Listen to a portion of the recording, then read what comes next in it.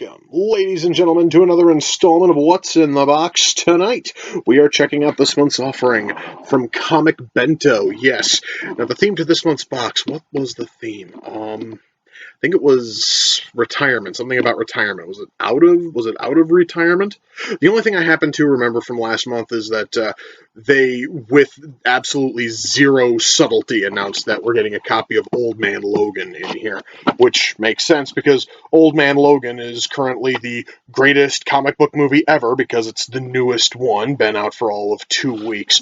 I would be absolutely surprised if Old Man Logan wasn't in here, but I have no idea. The only way I'm going to find out, guys, is if we crack open the box and we find out what exactly awaits me here.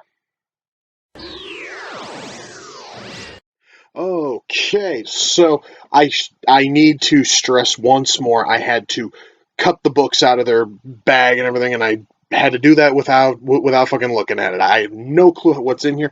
I don't even know how many books were in there. I couldn't even see, like, hints of spines. I did it, well, as always, I do it without looking. So we've got, let me just feel in there. Is that 4 books?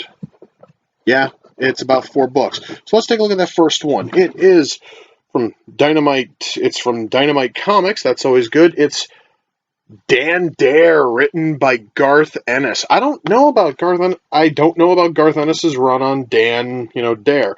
I do know that Dan Dare is a character with a very long history. I know that Garth Ennis writes some fantastic books. I think if you take those things and you put them both together, we are basically guaranteed something awesome here. And since it's also from, Dynamite, Dynamite's usually pretty good when it comes to getting quality books. This one actually sounds like it might be a fun one to jump fucking into, guys. Hell yeah. Alright, guys, it's time to crack in here. Let's grab book number 2. It is... Alright. I'm just going to do this right now. I actually got a comment last time I did a comic bento, specifically because of this stupid shit. I'm going to throw the hashtag up. I'm going to show you the book. And I'm going to explain why I bitch about Valiant Comics being in here every single motherfucking month. And hopefully the guy who left that comment, that he was sick of hearing me complaining about this, will understand. Because this is the last time I'm going to talk about Valiant Comics here. Okay? Valiant Comics doesn't write interesting shit. Their books, 9 times out of 10, are incredibly dull. I have a hard time getting through most Valiant titles, which is why I have multiple Comic Bento boxes just brimming with fucking Valiant books, because they guarantee you one every month, it fucking feels like. Any month where we don't have this shit polluting the boxes, I feel great, because that means that we're going to get shit from Dynamite, or from Oni Press, or from Image, or from Dark Horse, or from Marvel, from publishers who actually fucking matter. But Valiant? No. I'm so sick and tired of this. So now, from here on out, the next time I see a Valiant book in here, I'm just going to put up my hashtag fuck Valiant Comics, and I am going to put the book off to the side and pretend I didn't even fucking see it. I'm counting this as nothing in the box, because, once more, hashtag fuck Valiant Comics. Okay, so now that I got to vent slightly, I'm feeling a little bit better. Why don't we dive in here and grab book number 3? Let's see what this... Hopefully it's not another Valiant book, please, dear God. I'm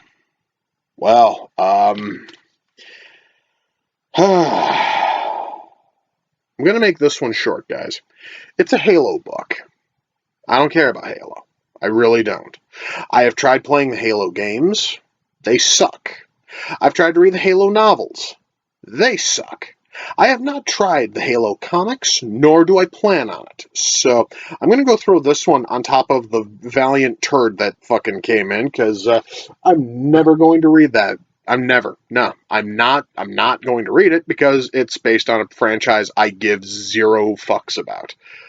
Sorry, guys, if that didn't seem very fucking interesting, but, well, Halo is not an interesting franchise. All right, we are down to the final book. Once more, like I said, they basically announced we were going to get old Man Logan in this box. If the book in my hand is not Old Man Logan, I'm going to be fucking stunned. It's what do you know? It's Old Man Logan. Bento. Quick thing. In fact, I think I still have the card from last month. Yeah, I do. It's sitting right there. I don't care. Let me just make this real quick. First of all, I am happy to have this, book. I've heard a lot of people, bang on about this story arc a lot, and I've really wanted to get a chance to read it. And now I finally have that chance. Would have been nicer if you didn't all but come out and say, hey, we're going to give you Old Man fucking Logan because it's the flavor of the minute story arc, because it's the one that's got a movie right fucking now. You could have been a little bit more subtle about it, but hey, I am not going to bitch too much because I've wanted to read this one. I've been really curious about it, and now I finally have my chance to read it. Don't know if it's going to be I don't know if it's going to be any good. I have no fucking clue at all. But hopefully at some point I'm going to get my chance to read it. All right, so the box had 4 books in it, but ultimately only 2 of them matter, because only 2 of them actually seem as if they are worth even looking at. Because I'm going to throw that hashtag up one more time, hashtag fuck Valiant Comics. Please, for the love of God, Bento, stop sending us Valiant books.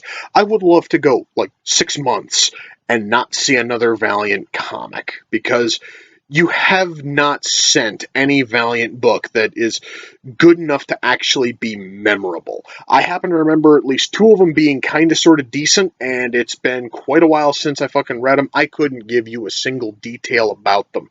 Yet there have been other books you've sent that were amazing, and I have vivid memories of reading them.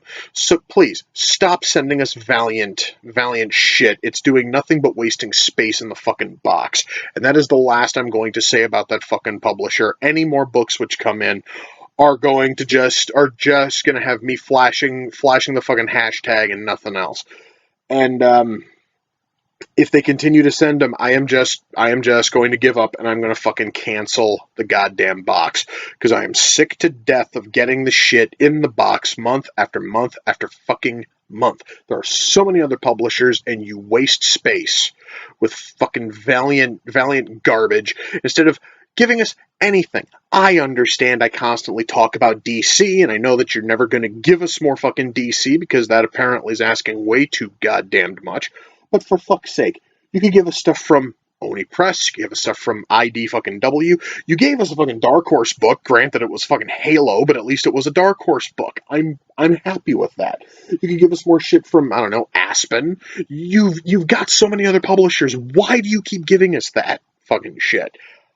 I'm sorry, guys, for going off more on Valiant, but hey, once more, at least I've got Dan fucking Dare, which is a $20 book, which is almost the cost of the box in and of itself. And Old Man Logan, which, Jesus fuck, that's a $30 price tag. This fucker costs $30 retail. So here's $50 worth of decent books in a box that only costs about $25 to get. That's awesome. Unfortunately, the other 2 books are basically just filler that's never going to be looked at, but hey, I'm not going to bitch too much. I got 2 books right here I am going to absolutely read. So hey, that's awesome. That is fantastic. That is amazing. And really, I'm sorry, guys. It's just that fucking Valiant, but I'm so sick and tired of seeing Valiant month after month. So, those are my final thoughts on this month's box. I don't know what I did with the card for this month, because I moved it somewhere so that way I wouldn't be tempted to fucking look at it. Normally I like to give you guys what the next theme is and all that, but I can't find it. Moreover, I really don't much care. I'll just be fucking surprised next fucking month. Now, I do have a small stack of books I still have to cover, because there is one last bit of business on these comic bento videos, and I actually have enough books I can actually justify putting it in. So why don't we get to that right now? Yes, folks, this is the review roundup where I take all of the Comic Bento books I have read in, actually this is the past 2 months. I've actually been reading a bunch of shit that I bought myself, so that's why there's not a whole lot here. But I'm going to totally talk about the stuff I have read from Comic Bento. Some of this was pretty decent, some of it kind of sucked, but oh well, let's dive in. We're going to start with Grim Fairy Tales presents Code Red, Age of Darkness. I actually was about to say Age of fucking Apocalypse, and I knew that was wrong. This book, it started off fine. I think I got about halfway fucking through it, and it just became such a slogging, dull bore because the characters are flat and lifeless. The action is just not really there. The book felt really just like kind of sort of a waste. Mind you guys, it really is not that thick a book. The fact that I got about halfway through and just said fuck it and I just gave up on it. That honestly is a bad sign, and there actually were a whole lot of footnotes in here about going and reading other fucking books from this same publisher, all within the same continuity. That is not going to happen. I am not going to waste the time reading those, because this was already rather fucking torturous. This kind of sucked. Alright? But we are going to flip a little bit here. We are going to go from a book that kind of sucked to a book that was exceptionally good, and that was Spider-Man Blue. Oh, dude. See, I mean, I really didn't know what I was getting into here. I mean, I knew for a fact that this was going to like look fucking back into like Spidey's past, but the way that it's written is that Peter Parker is essentially recording cassettes, essentially, I guess, what he would have told Gwen if she hadn't have died. And basically, it's just him talking about all of the shit that kind of sort of went, that was all sort of happening, that was all happening around the time he first met Gwen Stacy. And it is a fantastically written book. It is deep. It's touching at times. It really is just a fantastic book, and it really does make me want to go into Jeff Loeb's other color books. I know he's got like 3 other ones. And I'm probably going to look into those because this thing was amazing. I had a lot of fun with this thing. It was a great fucking read. So yeah, I can totally recommend this one. Now we're going to move back to garbage. I kind of have to stress this. When I do these, when I actually talk about the books I read, normally I have to get at least halfway through a book before I tell you whether or not I enjoyed it, which is why there is one book, I think it was Homecoming, you will never see me cover here, because I got about 3 panels in. That's not even, that right there's not even like a whole page. That's that was on the second page. Three panels in, and I gave up because they instead of coming up with something clever, decided to make a Leroy fucking Jenkins joke, and I went, no, fuck that, I'm done. That book is currently sitting in a garbage can somewhere. This one is going to fucking join it. This one here I got about 10 pages in, and I gave up on it, and it's a book called Put the Book Back on the Shelf, a Belle and Sebastian anthology. I don't know, well, rather, I didn't know who Belle and Sebastian are. And apparently, I had to actually flip all the way to the back to find out, because there's a little bit of info on here. Or was it in the front, in the back? There was somewhere in here. They basically talk about who Belle and Sebastian are. Belle and Sebastian essentially are hipster fucking music for retards who don't have good taste in music. And this is a series of short stories essentially based on songs by this fucking twosome I've never heard of. And if the stories in here, the 2, maybe 3 stories I got through, are, if the songs are nearly as dreary and as stupid and as dog shit as what was in this book, I'm going to make it a point to avoid the group entirely. Fuck them, and fuck their shitty music, and fuck their god-awful comic. This thing is fucking worthless, baseless, pretentious, horse shit. And what the hell was $20? This thing here is a $20 book. Motherfucker, this goddamn thing is barely worth 20 fucking cents, much less $20. This thing, probably one of the worst books I have ever sat through. Well, minus the fucking book Home fucking Coming, because again, I got 3 panels in on that one and fucking gave up. Anyway, we're going to shift to a little bit more of a positive thing again, and it's also Spider-Man again. This was the Amazing Spider-Man Edge of Spider-Verse. Basically, this was supposed to be like the lead into the big fucking like Spider-Verse crossover thing where Marvel took every single Spider-Man in the history of all continuity ever and had all of them crossing over and meeting up and fighting against, this and this and yada yada yada. That sounds kind of stupid, but they actually have a justifiable reason for it, so on and so forth. Here, we actually just have a bunch of single issue stories that feature various Spider-Men throughout Marvel's multiverse. That would have been great, but there's 2 issues in here where we are introduced to a Spider-Man, really awesome sounding Spider-Man, who are killed off by the end of the issue and were created simply for this fucking miniseries. All right, I'm actually trying to remember the characters' names now. We have one. If I can find a decent shot of him, basically it's somebody in Spider-Man-esque power fucking armor. He was awesome. Here we go. You can actually see a nice shot of it right there. He's got Spider-Man power armor. He's fucking dead by the end of his story, which was a crying fucking shame, because he was awesome. And then after that, we had a fucking EC fucking comic style horror based Spider-Man. Again, would have loved to have seen more of this fucking Spider-Man. Again, is killed off by the end of the fucking issue, which makes me wonder why the fuck you even bothered putting them in. You basically fucking dick tease the reader on 2 really interesting characters and then kill them off before you do anything with them. But hey, at least I got to read a little bit of, as the back cover shows, Spider-Man fucking Noir, which is awesome. I'm going to want to buy some more of these. That's probably the only good that came out of this, is I'm now fascinated and want to read more Spider-Man fucking Noir. Also to put up with Spider, Gwen, and I got dick teased on 2 other characters, but oh well. At least Noir was awesome. I can totally get into more of that.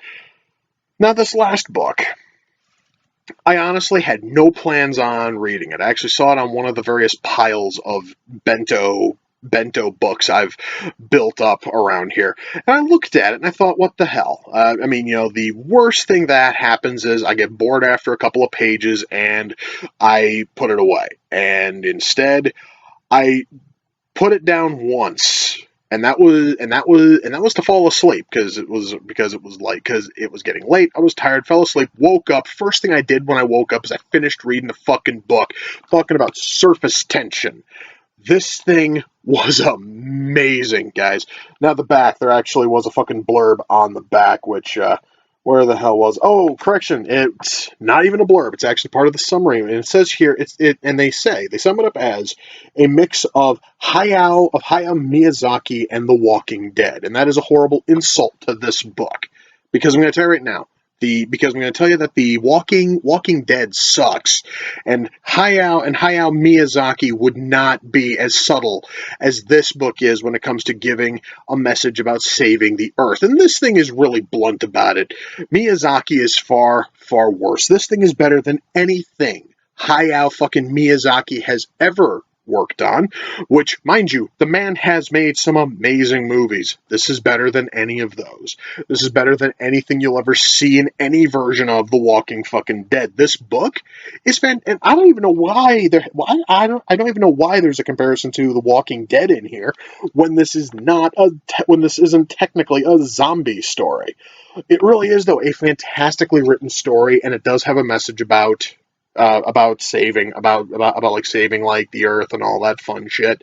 But still, it's a fantastic book, and if you can find it anywhere, I highly recommend it. And one thing I'm going to tell you guys is that the artwork in this book is breathtaking. It is fantastic to look at. That, honestly, is one of the reasons why I couldn't put it down, is because I was completely in fucking awe of all of the art in here. In fact, actually, I'm just sort of flipping through the book again, and my God, there is some absolutely gorgeous artwork in here.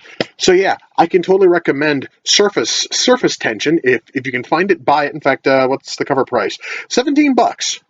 You can buy it for $17 brand new. You can probably go on Amazon. You can probably get it for even less. So yeah, I highly recommend this one. This thing, out of all 5 books I've got here, Surface Tension is by far the best. Second best would have to be Spider-Man. Would have to be Spider-Man Blue, and well, the other ones, well, two of them really suck, and the other one is another Spider-Man book. But yeah, Surface Tension is an amazing book. It is probably one of the best I've gotten from Comic Bento. Beaten out only by, I'd say, the Winter Soldier and Sam and fucking Fuzzy. Like, those two are still by far my tops for books I've gotten from Comic Bento. But Surface Tension is certainly a close third. If you can find it, pick it up. I'm definitely going to be keeping this thing around because I can totally see myself in maybe like a year going back and reading it a second time. It is that fucking good. In fact, I am going to close this video by simply saying this. Hollywood, you can tell I'm a huge movie guy. And I know that Hollywood and all the major studios are looking for properties to turn into movies. Any studio which looks at this thing and passes on it is a fucking fool. This thing is so beautifully and tightly written, you could totally turn it into a 2.5-hour movie and not cut a thing. This book is awesome, and I would love to see a movie made of it. I don't care if it's live action. I don't care if it's animated. I want to see this son of a bitch made into a movie, and if any studio does, I will probably bow at the fucking foot of that fucking studio if the movie turns out half as good as the book did. This thing was amazing. Anyway, guys, that is going to do it for Review Roundup, and that is going to do it for this installment of What's in the Box. Until next time, ladies and gentlemen, take care, and I will see you all in the near future. Peace.